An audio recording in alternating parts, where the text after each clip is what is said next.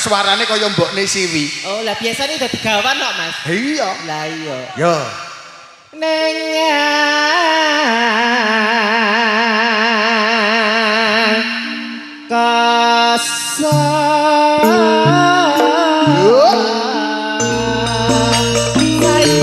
saya rukun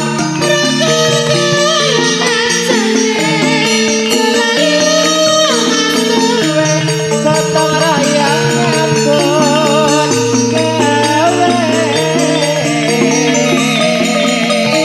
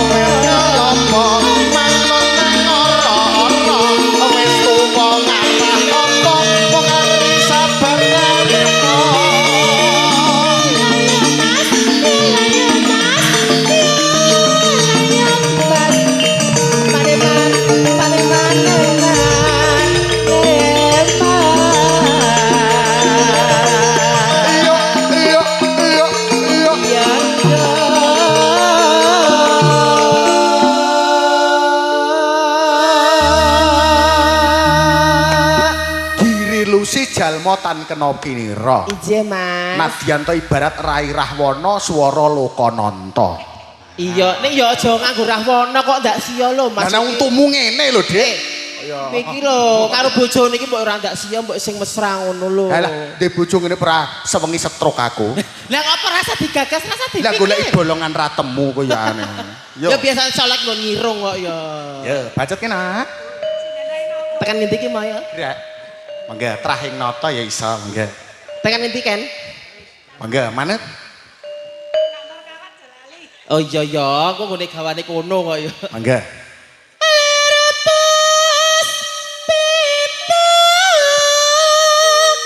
Warnaning kusume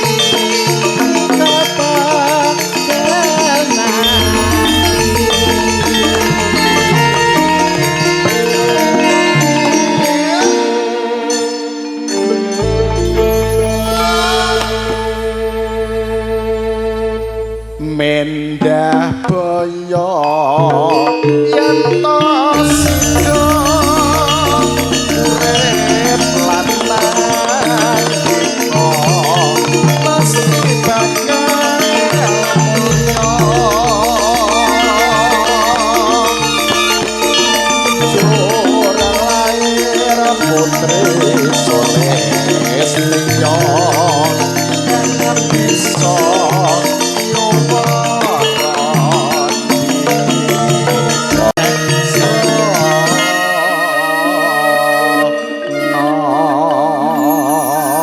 Sampun matur nuwun Mas Dilan. jeneng bintang tamu